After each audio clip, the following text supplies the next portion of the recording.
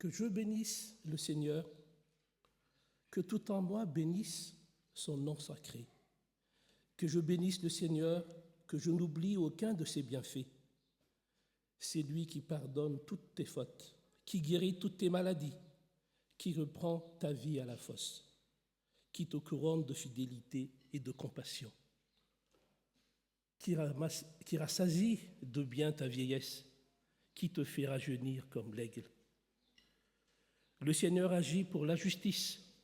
Il défend le droit de tous les opprimés. Le Seigneur est compatissant et clément, patient et grand par sa fidélité. Comme un père a compassion à ses fils, le Seigneur a compassion de ceux qui le craignent, car lui, il sait de quoi nous sommes formés et il se souvient que nous sommes poussière.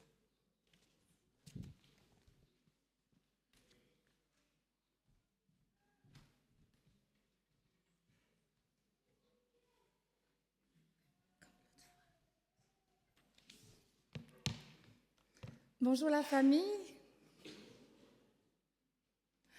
Quel plaisir de nous retrouver ensemble pour encore adorer notre Dieu. Quand le vol de la tempête vient assombrir notre ciel bleu, au lieu de baisser la tête, comptons les bienfaits de notre Dieu.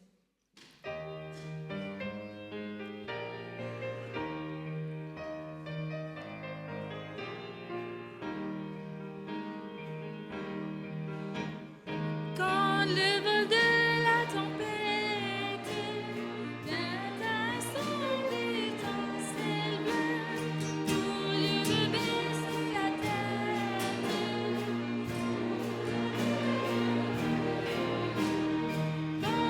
les bienfaits de Dieu, mets tout devant tes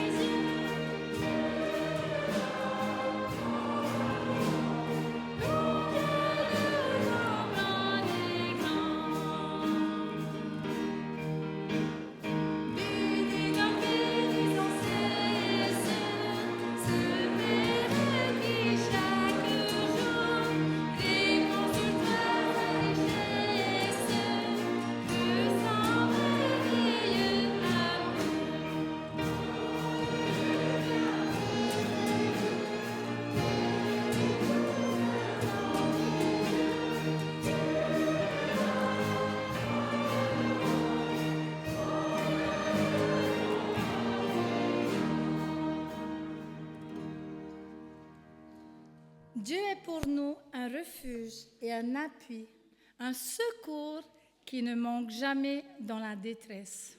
Quelle belle promesse et continuons à le célébrer.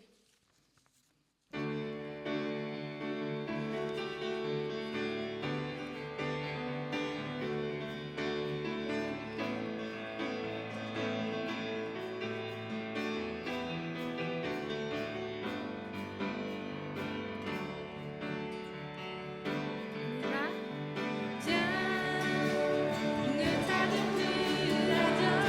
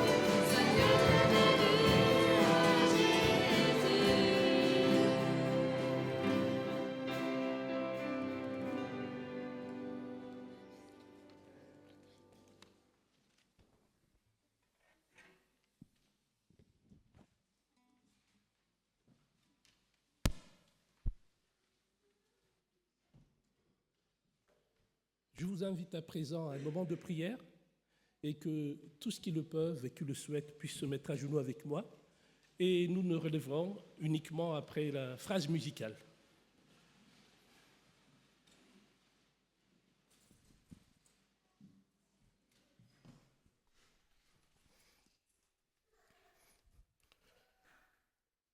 Notre Dieu, notre Père, nous te remercions pour ce saint jour de sabbat. Nous te remercions pour les bienfaits que tu nous accordes jour après jour. Merci Seigneur par ta patience envers chacun de nous. Nous nous prosternons devant toi ce matin, tels que nous sommes, avec nos différences, avec nos préférences, avec nos imperfections aussi, avec nos difficultés, nos idées, nos projets. Nous sommes là également avec nos manquements, avec nos maladies. Que tu puisses nous entendre, Seigneur. Accepte de nous écouter, de nous assister tout au long de ces services. Nous te prions particulièrement pour les personnes qui ne sont pas présentes, pour ceux qui souffrent dans leur chair, dans leur corps, ceux qui souffrent dans leur cœur, pour que tu puisses les soulager. Nous te prions pour ceux qui t'ont peut-être oublié, ceux qui sont découragés et qui se posent pas mal de questions. Seigneur, tu es présent et tu peux nous faire du bien. Tu peux tous les accepter à tes côtés. Nous te prions également, Seigneur, pour nos enfants, nos jeunes et les personnes les moins jeunes aussi, afin que ton Saint-Esprit et ta grâce puissent agir et que nous puissions en profiter largement. Que tu puisses nous donner la force de témoigner autour de nous, que nous puissions être le sel de la terre et que nous soyons des bénédictions autour de nous. Je te prie pour chacune des personnes ici présentes, Seigneur, pour les foyers qu'ils représentent. Que chaque personne puisse ressentir ta présence à ses côtés dans sa vie de tous les jours. Que tu nous aides à vraiment devenir tes enfants, afin que le monde entier sache que tu es un Dieu d'amour. Je voudrais te prier pour notre frère Jean-Jacques Henriot qui va partager ta parole.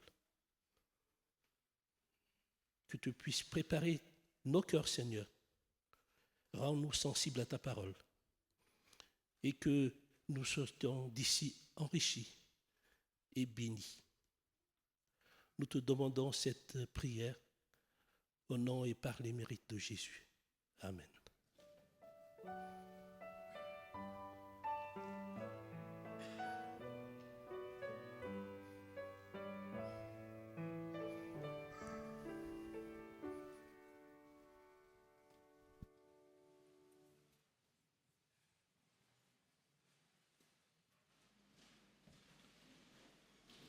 Le moment est venu maintenant de faire avancer tous les enfants. Chers enfants, venez, c'est votre moment préféré. Vous êtes tous invités à venir sur l'estrade. C'est bon, on va mettre en marche. Ça marche, oui.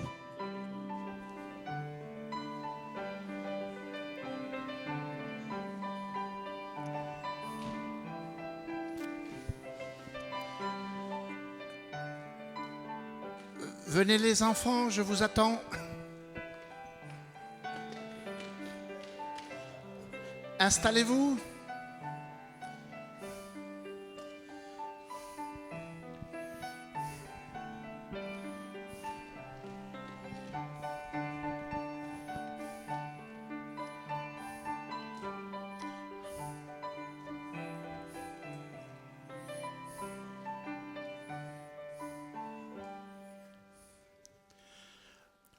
Bonjour les enfants, vous allez bien?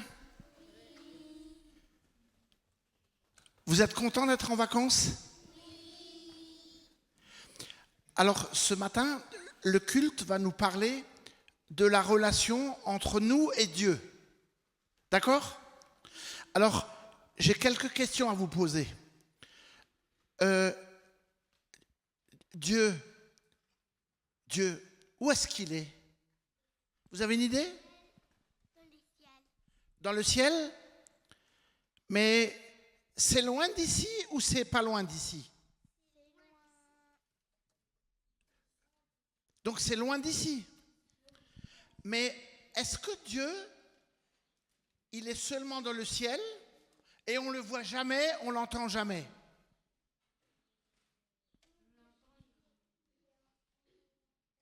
Oui? Il est aussi partout. C'est dur à comprendre ça, hein? Dieu, il est dans le ciel et il est partout. Mais vous savez, des fois qu'on dit on est partout, ça veut aussi dire qu'on est nulle part. Pour nous, Dieu, quand il est présent, où est-ce qu'il est? Pour toi, il est où? Dans la relation avec toi.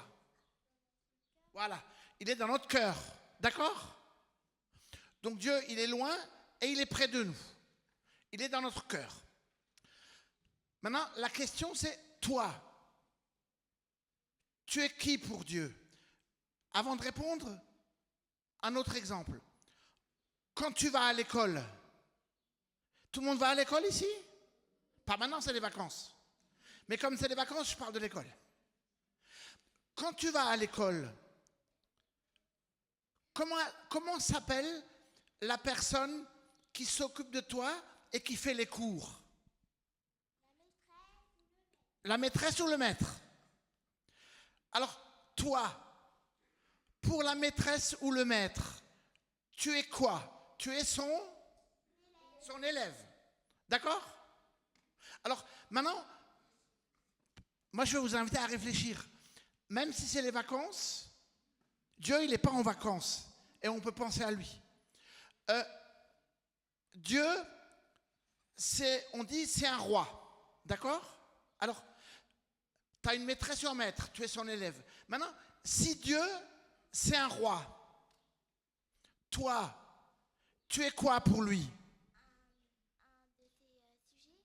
Un de ses sujets? Mais est-ce que tu es un esclave ou tu es mieux que ça? Mieux que ça. Alors, moi, quand je vous vois ce matin, j'ai envie de dire, si Dieu c'est notre roi, toi, tu es une princesse, et toi, tu es un prince. Est-ce que ça vous va, ça? Bon, maintenant, vous êtes des enfants aussi. Comment s'appelle la personne d'où vous êtes né? Vous comprenez ma question? Voilà. Qu'est-ce que tu as dit? Oui. Si toi, tu es l'enfant, ceux dont tu es l'enfant, ce sont tes parents. Alors, si Dieu, c'est comme un parent pour nous, est-ce que vous comprenez si je vous dis, Dieu, c'est comme un père? C'est une image. Ouais. Toi, tu as un père? Oui, Comment il s'appelle? Blondel. Blondel. Ah, la famille Blondel, c'est des musiciens. Ce matin, ton père, c'est le technicien. Ta mère et toi, vous étiez les chantres. Jean-Jacques, tu es d'accord avec moi pour l'instant sur ce que je dis, ça va? Ok. Alors, maintenant, c'est juste pour vous amener à réfléchir, puis c'est les vacances. Est-ce que vous comprenez la différence si je vous dis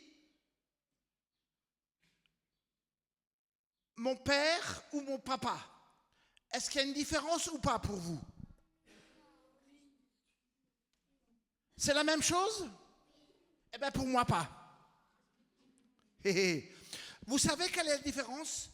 Un père, ça me semble un peu plus loin, alors que le papa, c'est un peu plus près. Vous êtes d'accord? Quand je dis mon papa et ma maman, ça veut dire c'est mon père et ma mère, mais ils sont tout près de moi. Et moi, je ne suis pas seulement son fils, mais son fiston. Et toi, tu n'es pas seulement sa fille, mais sa fillette. Tu comprends la différence? C'est plus proche. Et puis, une dernière idée. Non, deux dernières idées. Dieu, c'est aussi le créateur, d'accord? Bon, ça c'est un mystère. Alors, si Dieu, c'est ton créateur, toi, tu es quoi? Tu es ça? Si c'est ton roi, tu es une princesse et un prince. Si c'est ton créateur, toi, tu es une créature. D'accord? Et la dernière idée que je voulais partager avec vous, il y a un prophète qui dit que si quelqu'un touche à toi, si quelqu'un te touche, même dans le mauvais sens, te fait du mal, alors le prophète Zacharie il dit, c'est comme si on touchait à la prunelle de l'œil de Dieu. La prunelle, c'est l'intérieur de ton œil. Je vous explique la différence. Quand vous vous promenez et qu'il y a un grain de sable qui passe à côté de vous et vous touche quelque part, est-ce que vous le sentez? Non. Mais si tu te promènes et puis que tu as un tout petit grain de sable qui va dans ton œil, est-ce que tu le sens? Oui. Pourquoi tu le sens? Et pourquoi ça te fait mal? Oui, et parce que quand tu as le sable dans les yeux, ça chatouille, ça peut faire mal. Eh bien, vous voyez, quand le texte il nous dit que Dieu, c'est comme un papa et comme une maman, ça veut dire on est près de lui et lui, il est près de nous. Et si on dit que quelqu'un touche à toi, c'est comme s'il touche à la prunelle de l'œil de Dieu, ça veut dire que chaque fois qu'on touche quelqu'un, Dieu, ça lui fait mal. Et Dieu, il n'est pas indifférent. Donc, ça veut dire que chacun d'entre nous, tous autant qu'on est, et même les grands enfants qui sont là, ça veut dire que chacun d'entre nous, on est le chouchou de Dieu. Est-ce que ça vous va, ça?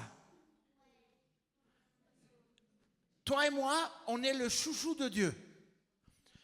Voilà mes petits chouchous, je vous remercie de votre attention et je vous invite à continuer à réfléchir à toutes ces choses et que Dieu vous donne de belles vacances et à bientôt. Merci, vous pouvez retourner à vos places.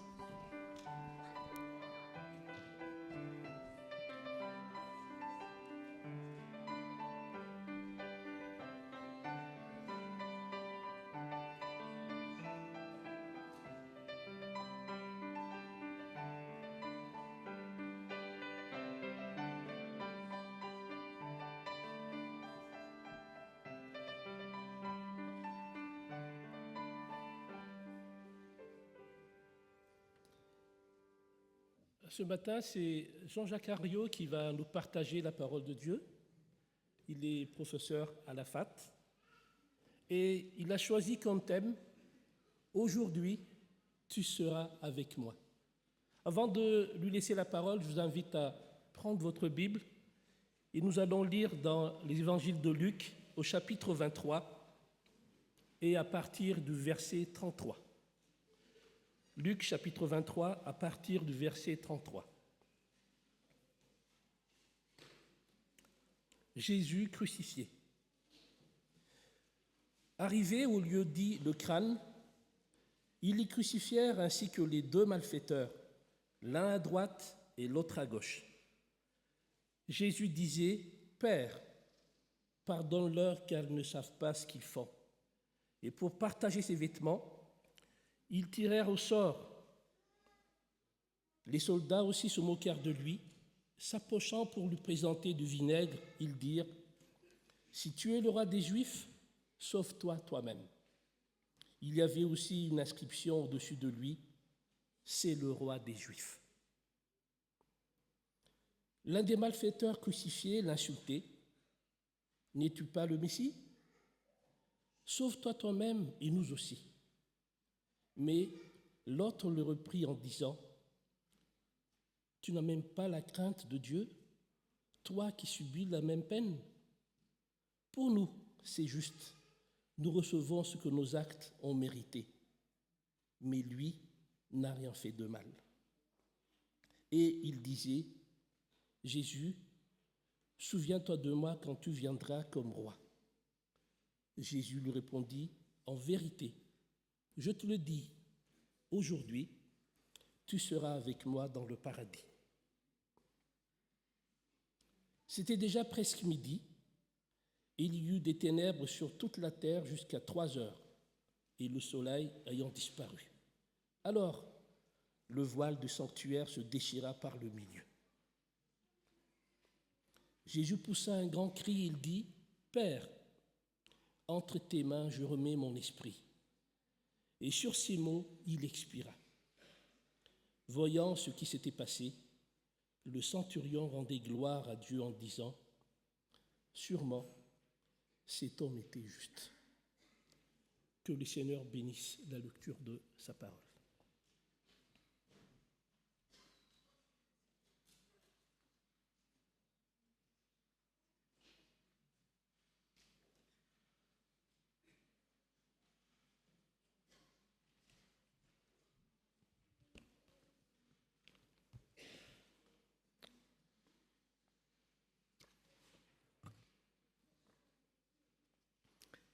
Notre réflexion ce matin portera principalement sur les versets 39 à 43, là où il est question de ces hommes qu'on appelle traditionnellement les larrons.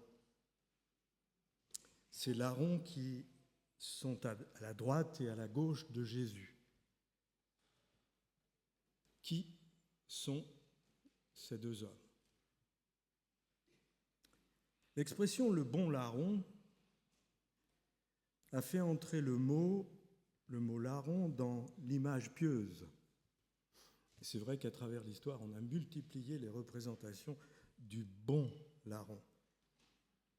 En fait, les évangiles synoptiques parlent d'eux, Matthieu et Marc très rapidement, ils les mentionnent en les appelant voleurs.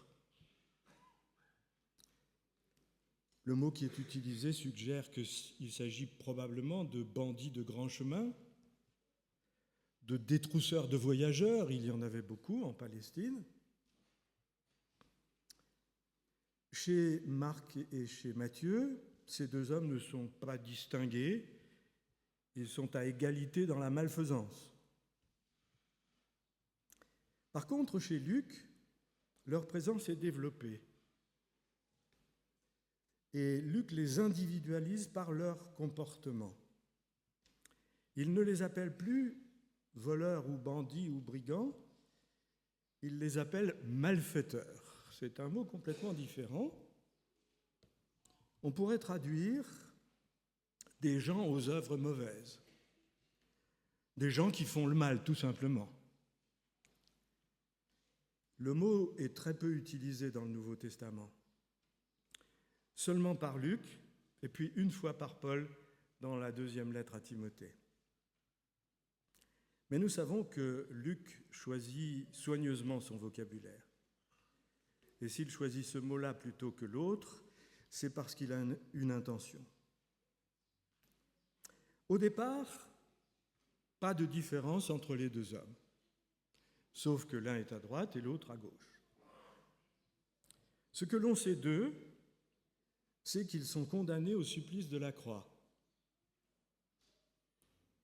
Un supplice presque banal, malheureusement.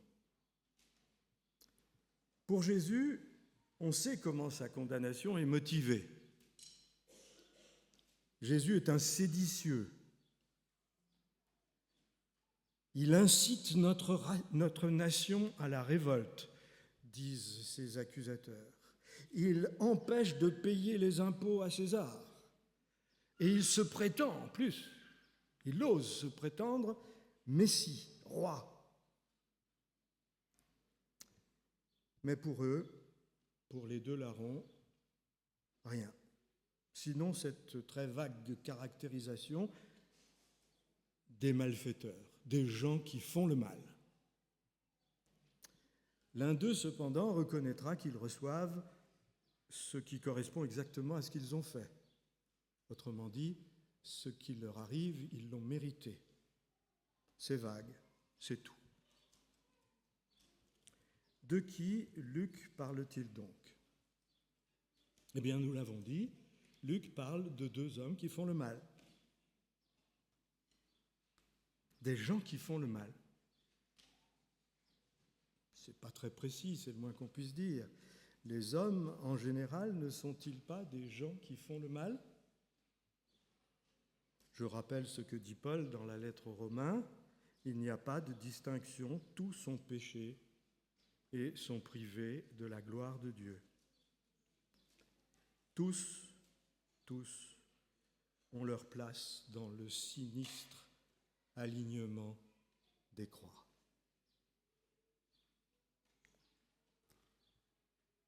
Chez Luc, cependant, les deux hommes, les deux malfaiteurs, se distinguent. L'un, celui de droite ou de gauche, ça on ne sait pas, se met à hurler avec les loups, en l'occurrence les chefs, les soldats. Que disent les chefs? Ils ricanaient, se moquaient, le tournaient en dérision, il s'agit de Jésus bien sûr, ils disaient « il en a sauvé d'autres, qu'il se sauve lui-même, s'il est le Messie de Dieu, l'élu ». Et les soldats, le texte nous dit, les soldats aussi se moquèrent de lui. S'approchant pour lui présenter du vinaigre, ils dirent « si tu es le roi des Juifs, sauve-toi toi-même ». Le mot traduit par se moquer, les soldats se moquèrent, évoque des enfants qui ne mesurent pas la portée de leurs paroles. En fait, qui ne savent pas ce qu'ils disent. Et puis, dans le texte de Luc, il y a aussi une inscription au-dessus de lui. C'est ce que dit le texte. Et cette inscription dit « c'est le roi des Juifs ». La façon dont le texte est construit suggère que cette inscription, c'est une moquerie, une raillerie de plus. On se moque de Jésus, le premier des malfaiteurs entre dans le camp des insulteurs. Avec la même inconscience, le texte nous dit « il l'insultait ». N'es-tu pas le Messie ? Sauve-toi toi-même. Et nous aussi, pourquoi pas. Curieusement et tragiquement, ces gens qui cherchent à ridiculiser Jésus mettent l'accent, sans le voir, sur l'essentiel. La royauté raillée est la vraie royauté. C'est bien un roi élu, loin de Dieu, qui est ici, suspendu sur ce bois d'infamie. Et puis, il y a la vraie question, qui est celle du salut. Dans leur déraison, dans leur terrible aveuglement, ces gens ne voient pas qu'effectivement, cet homme dont ils s'amusent est l'envoyé de Dieu pour le salut du monde, pour leur salut, pour notre salut. Qu'en est-il alors de l'autre malfaiteur, de l'autre larron? Lui aussi parle à Jésus.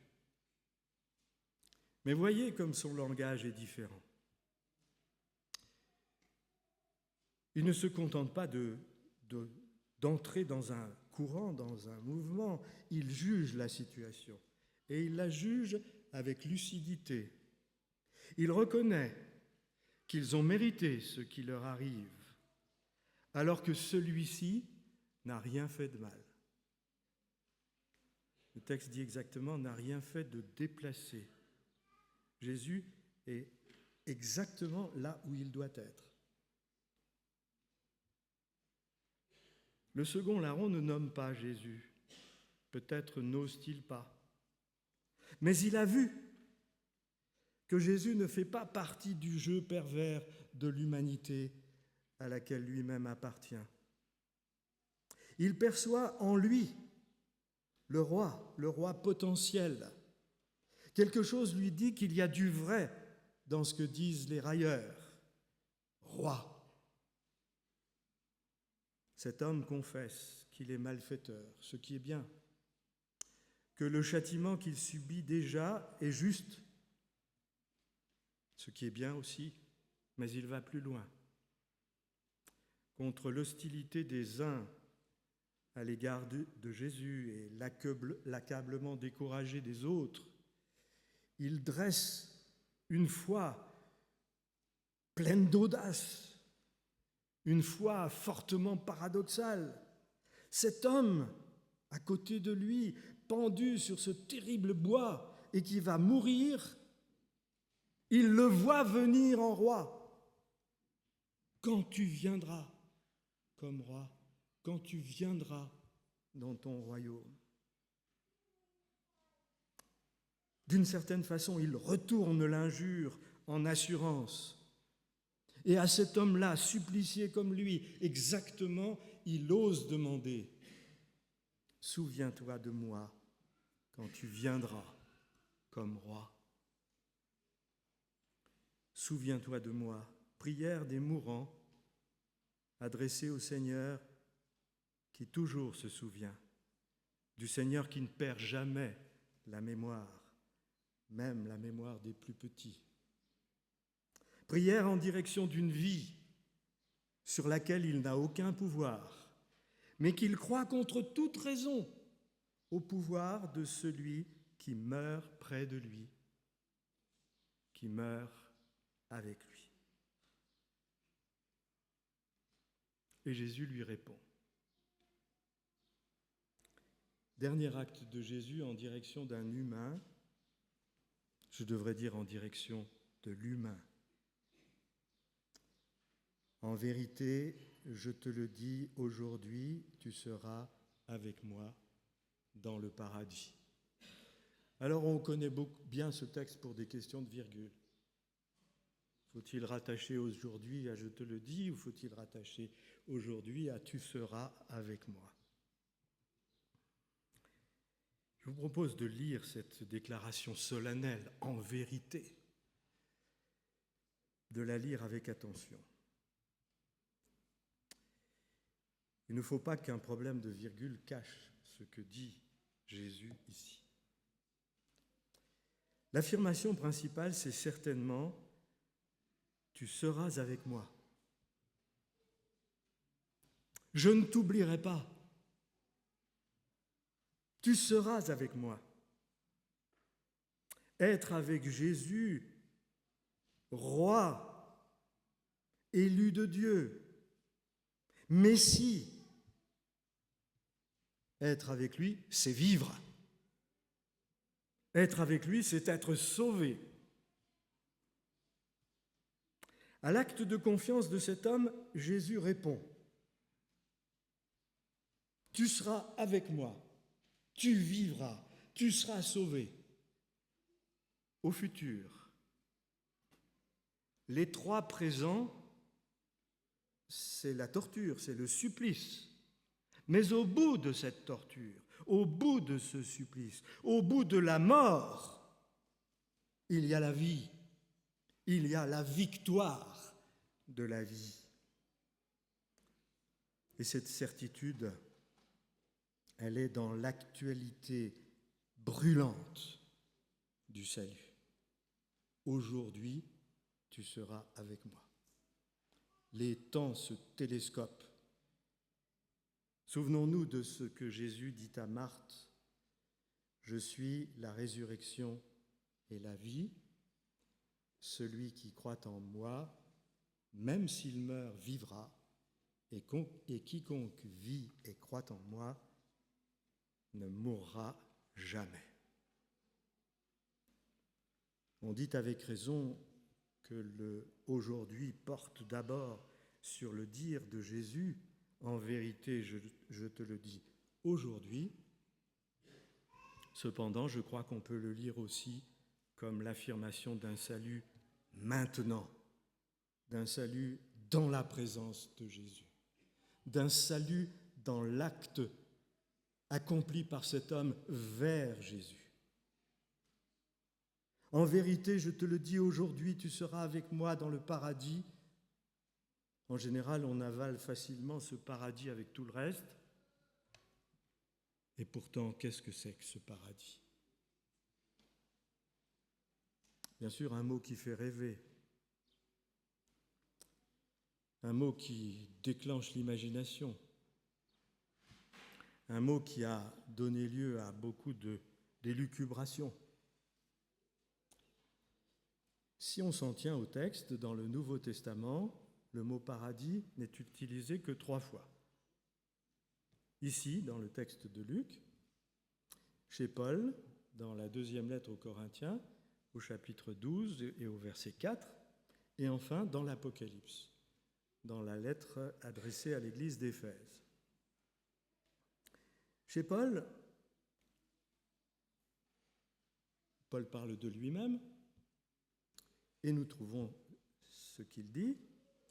Cet homme, lui-même, fut enlevé jusqu'au paradis et entendit des paroles inexprimables qu'il n'est pas permis à l'homme de redire. Autrement dit, Paul parle d'une expérience que les mots sont impuissants à décrire. Il parle d'une expérience durant laquelle lui furent faites des révélations extraordinaires. C'est l'expression qu'il utilise, de la part du Seigneur. L'élévation au paradis est donc une élévation vers Dieu, sans qu'on puisse en dire davantage. Une élévation qui est l'occasion d'une révélation. C'est tout. C'est beaucoup, mais c'est tout. Dans la lettre à l'église d'Éphèse, dans l'Apocalypse, nous trouvons cette affirmation. « Au vainqueur, je donnerai à manger de l'arbre de vie qui est dans le paradis de Dieu. » Ici, le mot paradis nous renvoie clairement au commencement, à la Genèse, dans le jardin où Dieu établit l'humain pour qu'il vive. Le mot paradis, directement transcrit du grec, vient du perse et signifie jardin, espace planté d'arbres, parc, verger aussi. C'est des arbres qui donnent des fruits. De quoi faire rêver. C'est le lieu du bonheur. C'est le lieu de la relation paisible avec Dieu. Malheureusement, ce bonheur est perdu. Cette relation est rompue.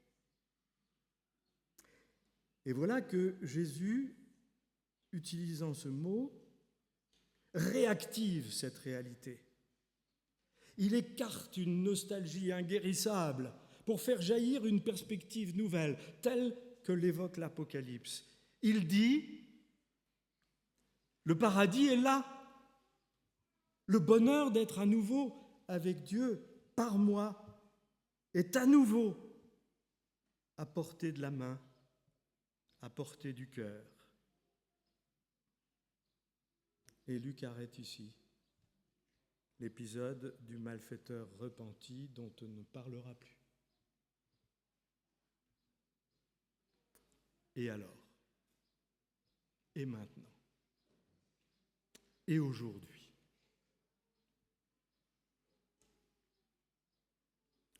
Regardez. Jésus est au milieu de l'humanité, à égale distance de l'un et de l'autre, disponible pour l'un et pour l'autre, qu'il soit à droite ou à gauche. À celui qui entre dans le mouvement du conformisme et de la raillerie, Jésus ne dit rien. Il ne peut rien dire. Mais à celui qui revient sur lui-même, qui a l'audace de se voir par rapport à Jésus mourant avec lui, qui se reconnaît malfaiteur alors que lui est juste, à celui-là, le Christ dit « Aujourd'hui, tu es dans le souvenir de Dieu. Nous mourrons ensemble, mais je t'entraîne avec moi dans la vie, dans une alliance de vie. C'est tellement sûr que c'est aujourd'hui, que c'est maintenant. » Cet homme, ce malfaiteur qui se repent, ce peut être moi, ce peut être vous.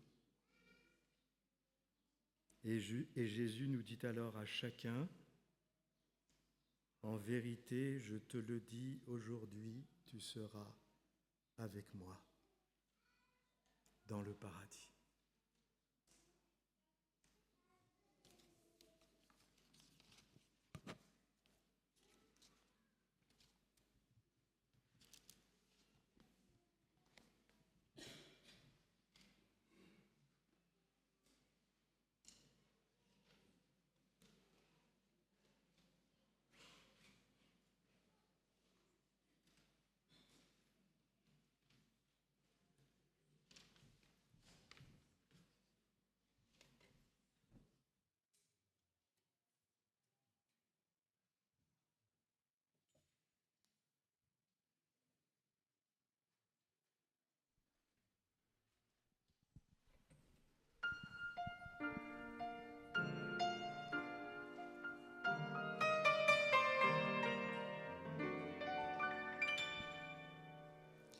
Voir mon sauveur face à face, voir Jésus dans sa beauté.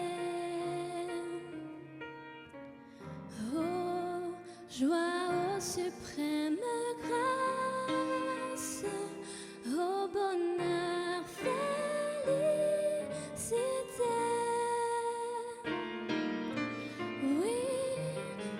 Ta magnificence, je te verrai, divin roi, pour toujours en ta présence, je serai semblable à toi. Oh, quel transport d'allégresse quand tes yeux baissés sur moi me diront avec tendresse, je mourus ainsi pour toi. Oui, dans ta magnificence, je te verrai, divin roi,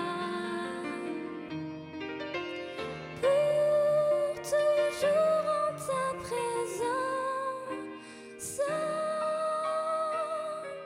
je serai semblable à toi.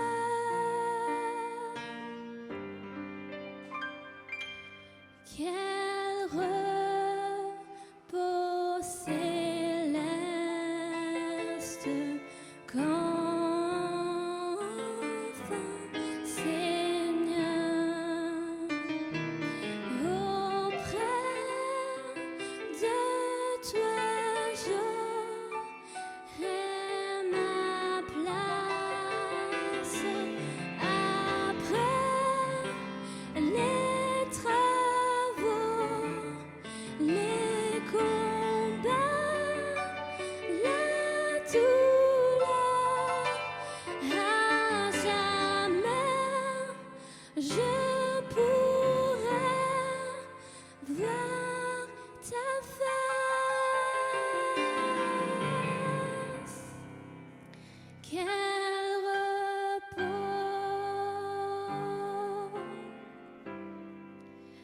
Quel repos, quel repos, quel céleste repos.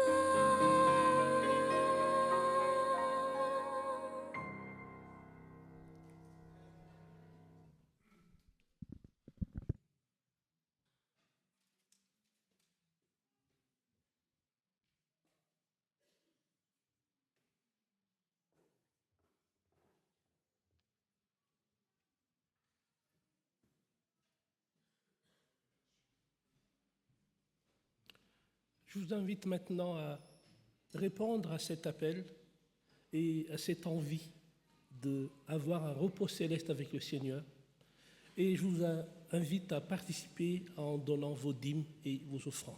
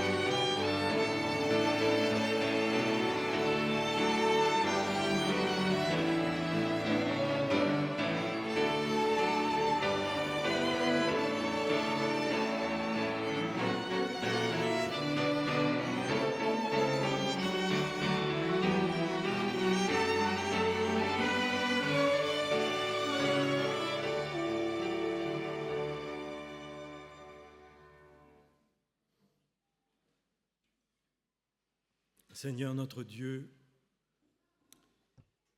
tu n'es pas le Dieu de l'argent. Certainement pas. Et pourtant, tu es prêt à bénir cet argent à partir du moment où c'est un instrument de service. Alors nous te prions maintenant de bénir ces dîmes et ces dons afin qu'ils puissent pleinement servir pour ta gloire, pour le bien de tes enfants, c'est-à-dire pour le bien des humains. Permets, Seigneur, que cet argent soit en fait un outil, un instrument, quelque chose qui puisse faire du bien. Bénis, Seigneur, les mains, les cœurs, les intelligences qui vont utiliser cet argent. Bénis aussi ceux qui en bénéficieront. Nous t'en prions en Jésus. Amen.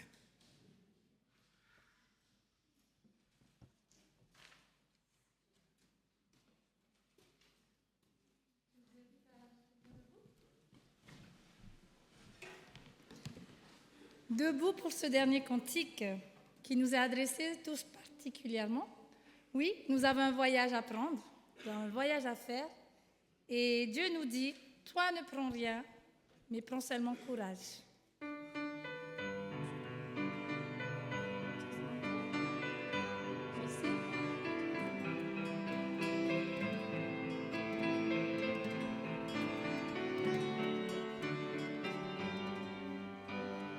Toi ne prends rien pour le voyage et tout prévu, ne t'en fais pas.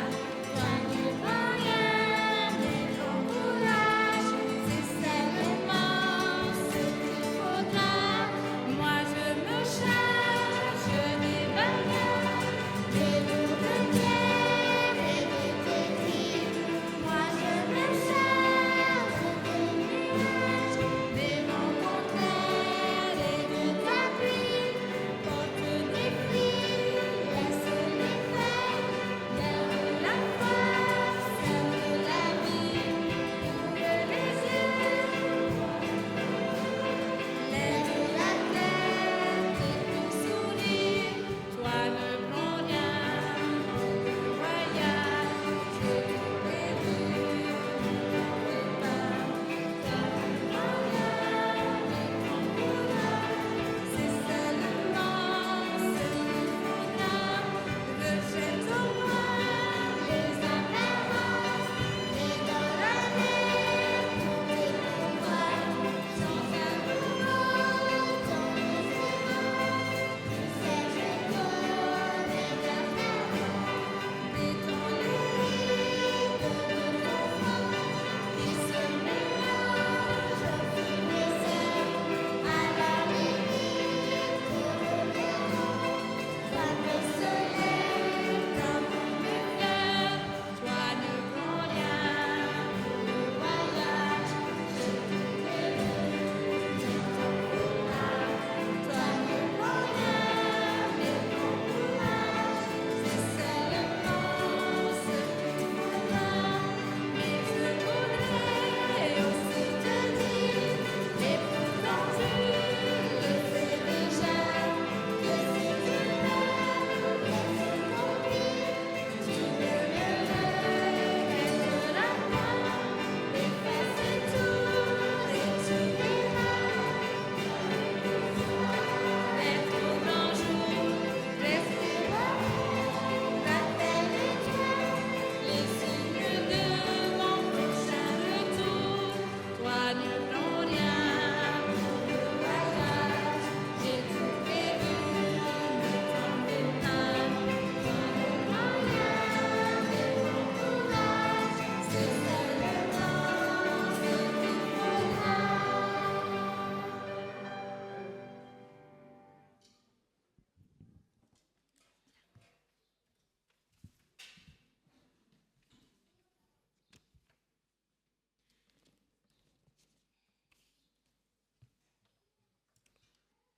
Au reste, mes frères, que tout ce qui est vrai, tout ce qui est digne, tout ce qui est juste, tout ce qui mérite l'approbation, ce qui est moralement bon et digne de louange soit l'objet de vos pensées. Réjouissez-vous toujours dans le Seigneur. Je répète, réjouissez-vous. Et que votre attitude conciliante soit connue de tous. Le Seigneur est proche. Allons en paix.